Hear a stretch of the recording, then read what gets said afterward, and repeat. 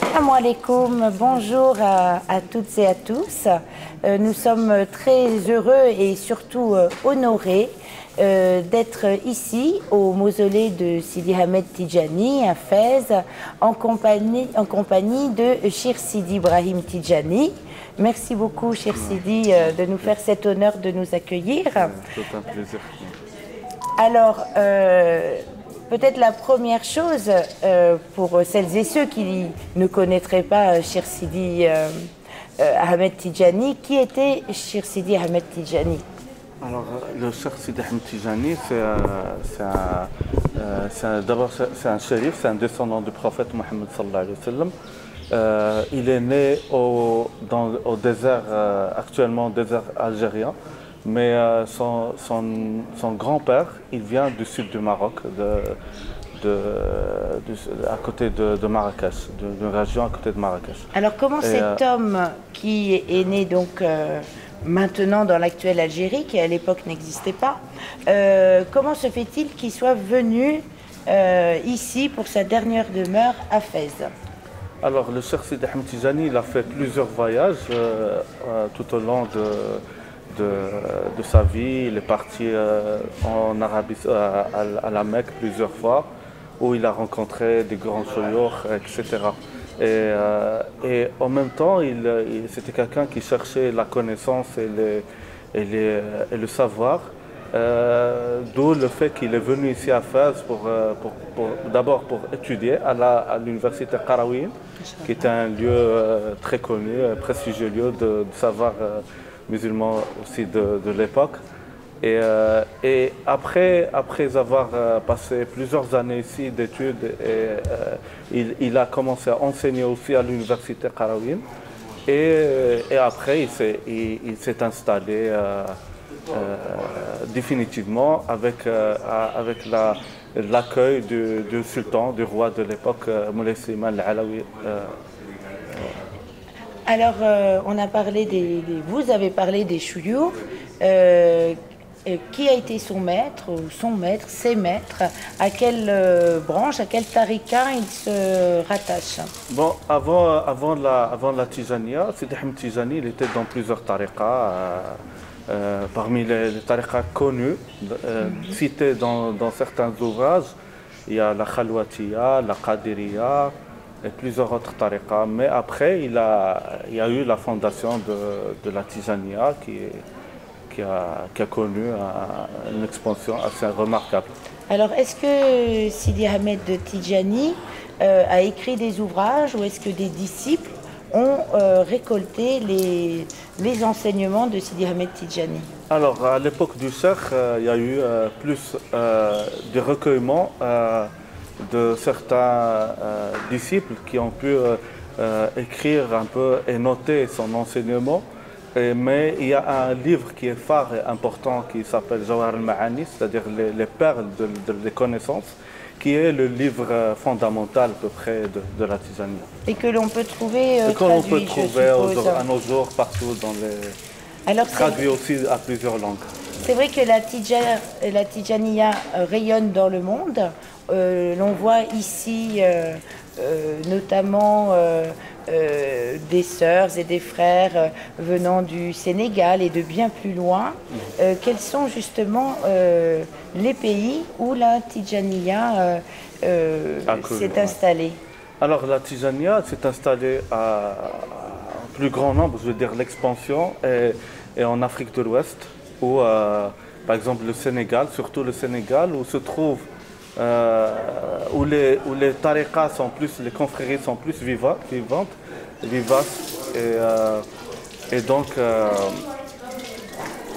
elle s'est installée en Afrique de l'Ouest, au Sénégal, surtout au Sénégal, au Nigeria. Rien qu'au nord du Nigeria, c'est compté, au nos jours, c'est à peu près 40 millions d'adeptes qui sont liés à cette confrérie. Bon, aussi, faut le dire aussi que la Tijaniya, il y a eu plus aussi, encore une grande expansion aussi vers l'Indonésie, la Malaisie, en Asie de l'Est. En Asie, d'accord. C'est intéressant parce que cette année, la 14e édition du Festival de Fès de la culture soufie porte sur les voyages et les voyages sur les hauts lieux du soufisme. Alors avec la Tidjaniya, on fait quasiment le tour du monde. Parce que vous êtes aussi en Europe. Oui. Et dans un contexte de migration. Exactement, mais en tout cas, vous êtes là, vous amenez cette lumière, cette baraka de Sidi Ahmed de Tidjani dans de nombreux points de par la planète. Alors, on a assisté à la Wadifa que le Moukadem a donc un petit peu décrit. Je suppose, juste avant nous. Et alors après la Wadifa, bon, les litanies de la Tidjaniya sont deux, en fait. Les rituels qu'on fait dans la Tidjaniya sont deux. On a, enfin, sont trois, mais deux qu'on fait collectivement. Donc il y a la Hadrat al-Jumu'at, c'est-à-dire la présence du vendredi. C'est à peu près 1000 de la ilaha illallah, donc et ça se fait collectivement et obligatoirement si c'est possible dans les zawiyas avec les tisanes ou avec mais en tout cas c'est une obligation. Et il y a aussi la wadifa où on fait 30 de istighfar et un peu de salat al-nabi, la prière sur le prophète, et la ilaha illallah aussi. Et donc la wadifa, elle se fait chaque jour, la wadifa collectivement avec les frères et les sœurs de la tariqa. Alors, on a remarqué qu'il y avait un grand drap blanc. Est-ce que vous pourriez nous dire en fait la fonction de ce grand drap blanc qui est vraiment une spécificité de la tariqa Tidjaniya? Voilà, donc moi je ne dirais pas une fonction, mais on va dire la symbolique. La symbolique de ce drap, d'abord c'est la lumière, parce qu'en fait on le fait au moment où on commence la ilallah pour arriver à Jawhar al-Kamal, qui est une prière assez lourde spirituellement parlant. Du coup, on croit qu'il y a la présence du prophète sallallahu alayhi wa sallam. Et donc, il y a le drap blanc qui est symbolique de cette pureté et de ce moment intense. Et est-ce que chaque disciple, lorsqu'il fait sa wadifa chez lui, s'il ne peut pas venir à la wadifa collective, est-ce que lui aussi a ce drap blanc? Oui, les gens peuvent, parce que parmi déjà les conditions de la wadifa, c'est la tahara, c'est-à-dire la pureté du lieu. Et du coup, la plupart des disciples, ils ont des draps blancs qu'ils posent dans leur... Et qu'ils amènent dans leur dernier voyage également, voilà, oui. Une fois qu'ils sont décédés. C'est un drap qui part avec eux. Voilà, ça c'est une tradition, mais ce n'est pas quelque chose qui est vraiment des préceptes de la Tidjaniya, mais c'est une tradition qui est connue un peu. Que les gens, quand ils meurent, enfin les disciples, quand ils meurent, ils sont enroulés par le drap de la wadifa. D'accord. Alors on voit justement quand on parle de voyage, on parle de ziara, de pèlerinage, quand on vient ici faire la ziara, ça consiste en quoi? Alors ici, quand on est pèlerin, qu'on vient du Sénégal, de France ou d'Indonésie, oui. Par quoi commence-t-on pour faire la ziara? Alors ici, déjà, comme vous savez, d'abord les gens viennent ici essentiellement parce que c'est la tombe du cheikh. Et donc ils viennent pour se recueillir spirituellement du cheikh Sidi Ahmed Tidjani et de rencontrer aussi sa famille. Et assister à la zawiya, puisque vous savez, cette zawiya, elle est considérée la zawiya mère de plusieurs centaines de milliers d'autres zawiyas dans le monde. Donc c'est la zawiya qui est considérée comme le modèle de tous les autres zawiyas. Et du coup, il y a les disciples, ils viennent ici pour se ressourcer spirituellement de la tombe et aussi profiter de connaître aussi comment les choses se passent ici, en fait. Donc j'ai discuté avec certaines disciples qui m'ont dit il faut recevoir l'invitation d'abord de Sidi Ahmed Tidjani pour pouvoir faire la ziara. Voilà, oui.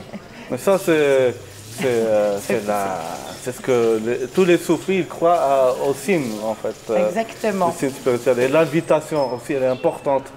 L'invitation, elle est aussi importante puisque c'est un signe d'acceptation déjà. Et je suppose qu'il y a des grands rassemblements aussi. J'entends hors Covid, bien sûr. Est-ce qu'il y a des grands rassemblements dans le monde, vous voulez parler non, j'entends ici, à la Zawiya. Oui. Est-ce qu'il y a des événements, que ce soit le Maulid ou le Moussem ici, dans la Zawiya, on célèbre deux grands événements importants. On a les 10 derniers jours du Ramadan. D'accord. Donc il y a beaucoup de monde qui viennent pour assister aussi à ces jours-ci.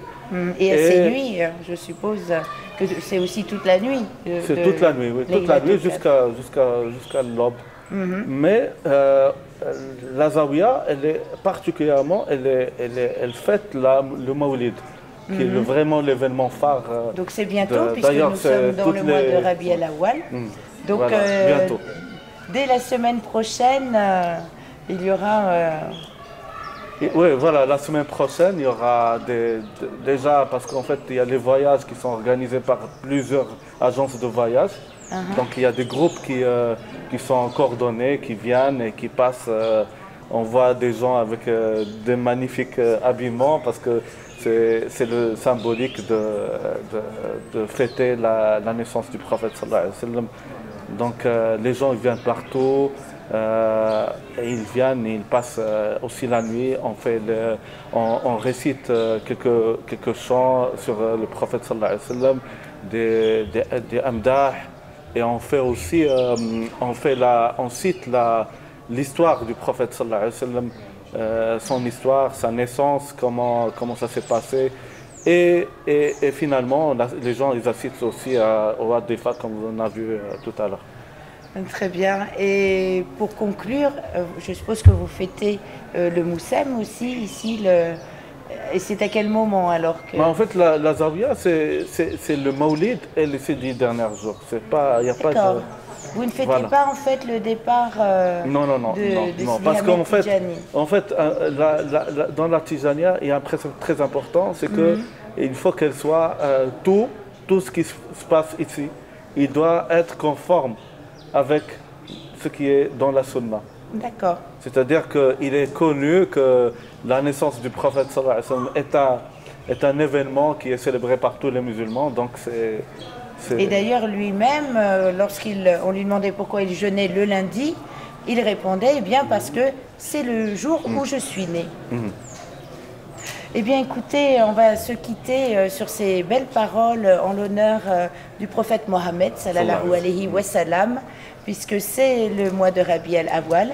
Et puis nous allons continuer avec donc le dhikr maintenant, après la Wadifa. Oui, après la Wadifa, il y a la Hadrat al-Jumu'ah qui commence et qui se termine jusqu'à la prière du Maghrib. Eh bien, merci de nous avoir accueillis, Sidi Ibrahim. C'est un plaisir aussi de vous recevoir. Je sais que vous êtes demandé justement pour la Hadra.